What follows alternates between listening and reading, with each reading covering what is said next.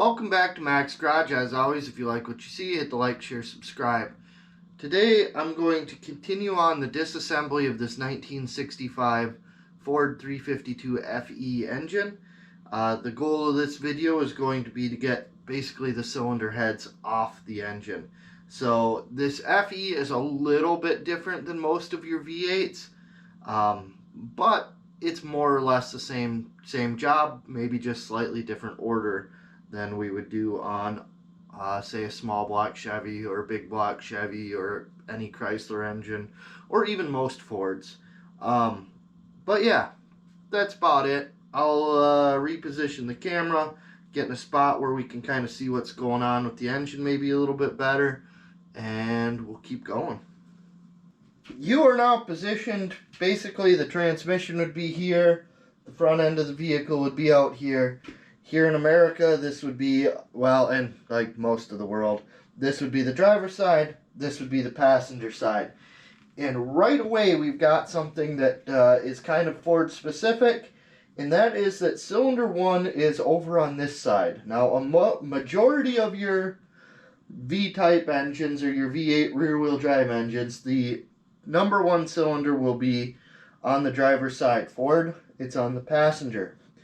Not a real big deal, but you just need to be kind of aware of that because we're getting to the point where we have to mark things as we take them apart. And another difference in this FE engine right off the bat, the intake manifold comes down through here, and there are holes where the push rods go down through the intake manifold. So in order to remove an intake manifold off of these FE Fords, you have to first disassemble the Valvetrain. So right off the bat, we've got two things that are a little bit different about this engine than most, but that's not a big deal. Just as we disassemble it, like I'm going to actually stamp these rocker rails side to side, and we'll keep the push rods where they came out of. So that'll be one of the first things. My stamps are over here, and I didn't bring a hammer in. What I've got here is a set of stamps, and they're numbered stamps. Now the 2 and the 5 are really difficult to tell which one's which, but 1 and 2 are right here. So what I'm going to do, and you don't necessarily have to do this because it probably doesn't really matter, but I'm going to just kind of slide this number 1 stamp down in between these springs here, and I'm going to I don't know if that one worked or not. There it is. Okay, so now I've got the number 1 stamped on that rocker shaft. And I'll come over and I'll do kind of the same thing. I'll actually stand over here.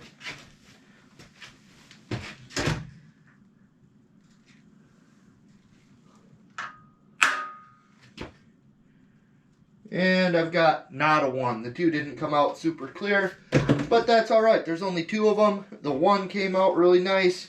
The 2, we'll know it's not a number 1. As I'm working on this engine, you may notice that every time I touch it, my hands come back with just a greasy, grimy film on them. And realistically, when you're working on modern engines, that just doesn't really happen.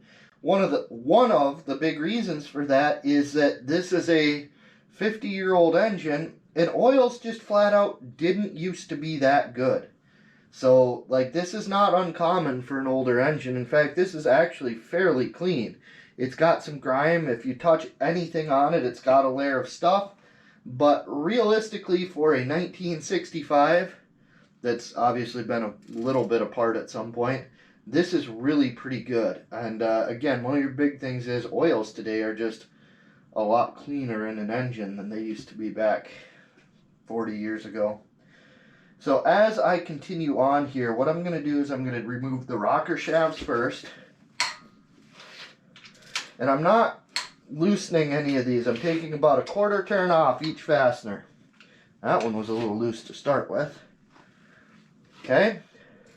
So now that I've got them broke loose like a 1/4 turn each, I'll take about a 1/2 turn.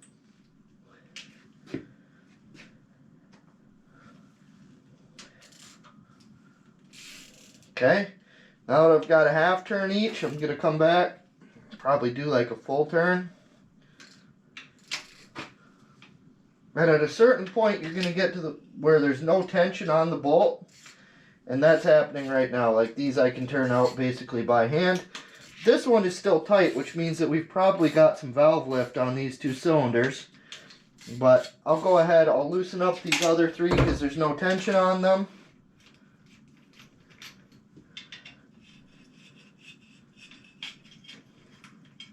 And the way this rocker shaft is built on this Ford, it does a pretty nice job of 1 bolt holds 1 cylinder down.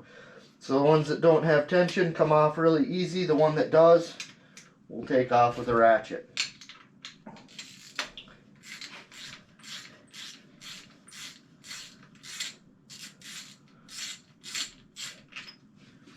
Okay, so we got all of those bolts loose and out. There are guards underneath the rocker shaft. I guess it's 1 long one. So we'll take the rocker shaft. Don't remove these bolts. I'm not sure if this is the case on this Ford, but those rocker shafts are usually oiled up through one of the bolt holes. And sometimes the bolts are in a specific location that allow oil to actually pass through. And in fact, on this one, just glancing at it, it's this hole right here is where it oils. So on the other side, it would be this one. So when we pull that off here in a second, we'll see that over there. Now I'm just going to pull the other one off. I don't need to talk during that one because you just heard it all.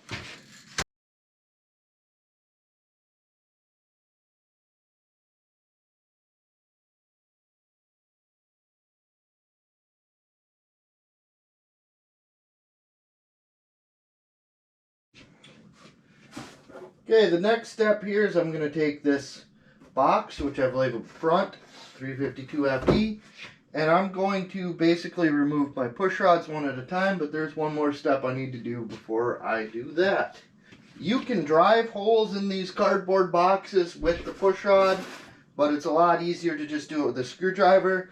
In this particular engine, we're going to have 8 push rods per side. Right? Yep. So I'll just take a screwdriver.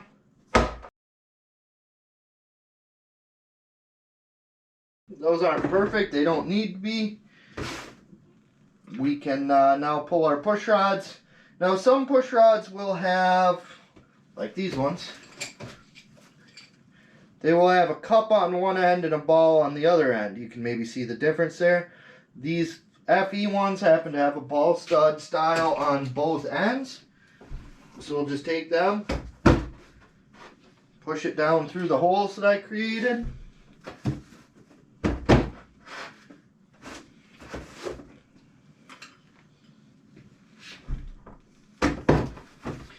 And again, at this point, we don't really know what we're replacing, what we're reusing, what the overall standard of this engine is going to be. So we want to keep everything aligned with where it came out, because if we go to reuse it, you want to put it back in contact with the same parts it's been in with it, contact with for its whole life.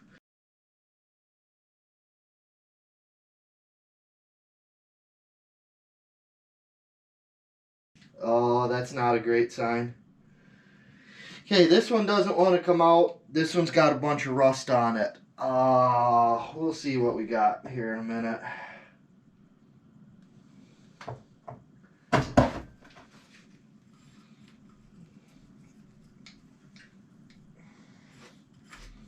Okay, I guess that was just carbon. This one's not rusty.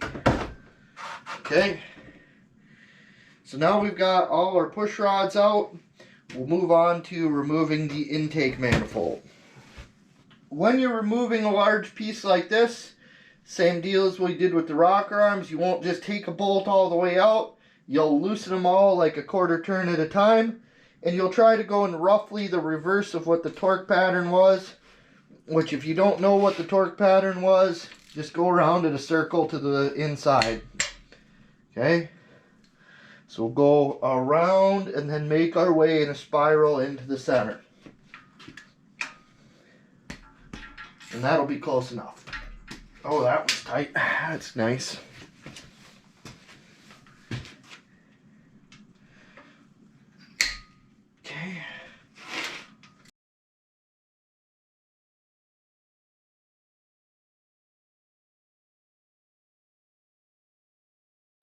And honestly, with something like this, they're probably going to be pretty loose after a quarter turn.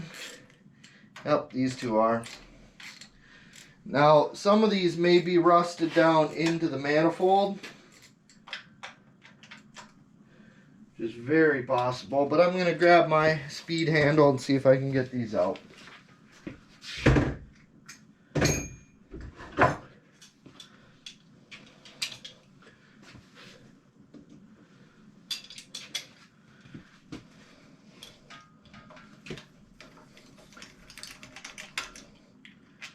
Okay.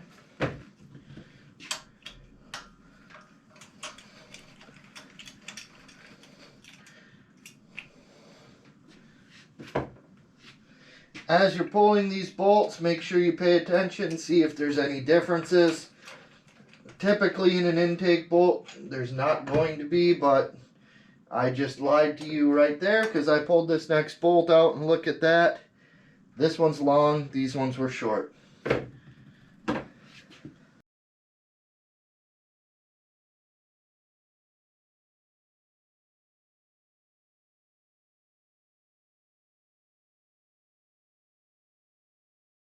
All the bolts that hold the intake down are out. This is a big heavy piece of iron on this particular one. I'm going to make a little bit of room. If you've got one that's been off in the last 40 years, it's probably got silicone that's going to hold it, so you will actually have to pry it up off the engine. I just lifted on this one. It did not want to seem to go easily, so I've got to go grab a pry bar. Okay, so what you're looking for to pry is someplace that's got an area where you're not going to have a seal. You can't see it on this one, but there's a nice place where the water pump connects on that I can get underneath the intake manifold, I think. Maybe not. Nope, can't do that. Let's see, what else we got on this one? Nothing. This is not going to be a fun one. It's pretty well matched to the block, which means that it's hard to find a spot to actually get a bite on it that's not going to damage anything. Maybe right there.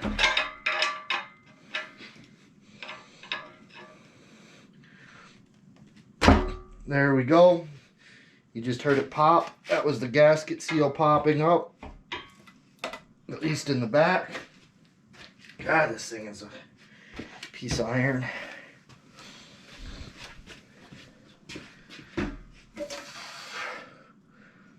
Okay. Holy crap.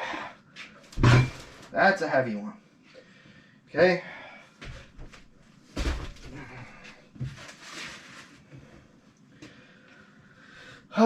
So now we get our first look inside the motor, and that's not good. I'm going to show you this up close. That right there is a lifter bore, and down inside of there is a pile of rust. That could be a really bad sign for this whole engine.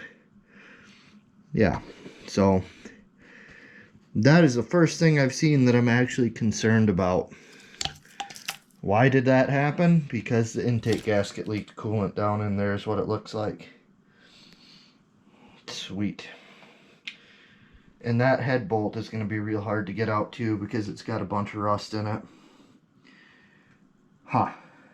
Alright. Not super awesome, but let's keep going. I'm just kind of popping these things off. Now, this one right here, we had a push rod problem on this area. And this has a exhaust EGR type, or a cross, it's probably just a crossover, probably not an EGR. But exhaust passages go back up into the intake through there. And that's where that push rod was all caked up and nasty. So we really need to inspect the intake manifold, make sure it's not cracked, and make sure it was just a exhaust, or the intake gasket leaking. So we'll have to pay some attention to that as well. Now on this cylinder head, we're going to do kind of the same thing we've done with the intake and the rockers, and that is to loosen it up and basically the reverse of torque pattern, and don't just go hog wild pulling one bolt at a time. The reason we do that is so that it can relax the head, or the we're even going to go a little bit less than a quarter turn on this one just by feel.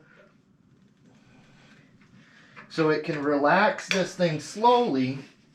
Oh boy, that one's going to be fun. And not warp anything, okay?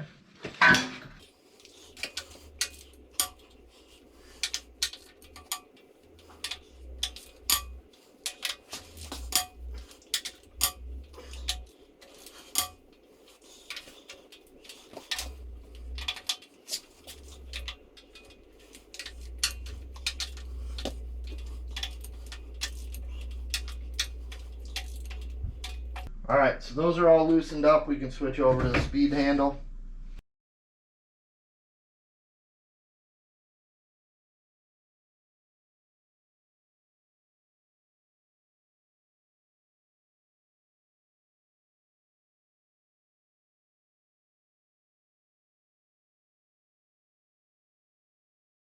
Now as I'm removing cylinder heads, and I know this is shifting a little bit because I had to torque on it, I leave one bolt in, pull the rest. Same deal here. Pay attention to what size they are.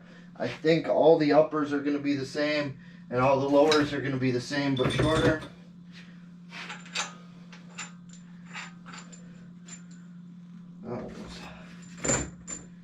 And then once we get down to that last bolt, now when I pull this out, it should not fall or do anything weird. It should have dowel pins that locate it, but I like to leave that last bolt to hold it up until we're ready to go. So as I take this last bolt out, I kind of hold on to it. Again, it shouldn't go anywhere. It really shouldn't. If you've got iron heads, you could be talking 60 to maybe 100 pounds. Maybe even a little bit more than that if you've got like a big black Chevy. And then as we get here, this head lifts off.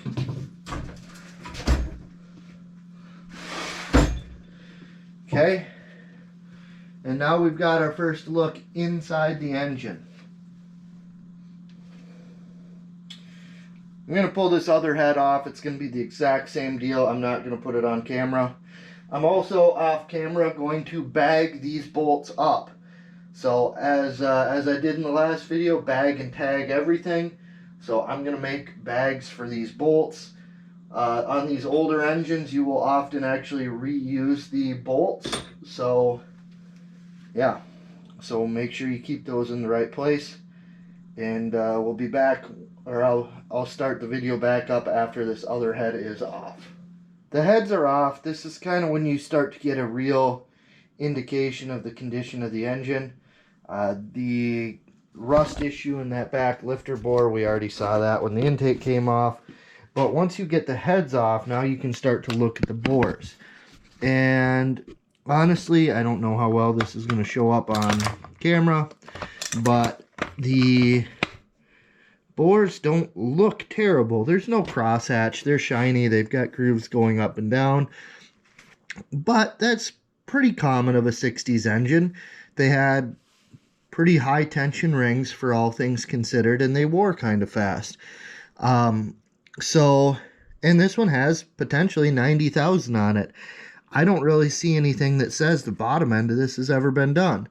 Now, I can tell just taking my finger and running it up here, and you may or may not be able to see this, but the rings come up to right about here. Okay? And then the piston probably comes up to right about there. And then up here is whatever. Now, as I run my finger up, there's not a hard edge on it, which is kind of weird, but it actually like wobbles in and out. So my guess is that this thing realistically is probably going to need bored to be really 100% right. Although you could likely get away with a hone job depending on what you're going to do. But then when we add in the fact that this is probably going to need some attention as well, This thing's likely going to a machine shop. As for the heads themselves, we got a little bit of rust there, but that's not an issue. The chambers look like pretty nice, but these are not really in a spot we can inspect them yet. We need to clean everything. So we'll also have to disassemble the valves and valve springs out of the heads and just generally clean them up and kind of get an idea what kind of condition those are in as well. That's going to be it for this video. We've got the top end of this engine apart. The next video will be removing the crank rods, all that good stuff. It'll probably be a little bit longer because there's a little bit more stuff to pull out of it. And yeah, as always, hit the like, share, subscribe, all that good stuff. It helps me out. Thanks for watching, and I'll see you later.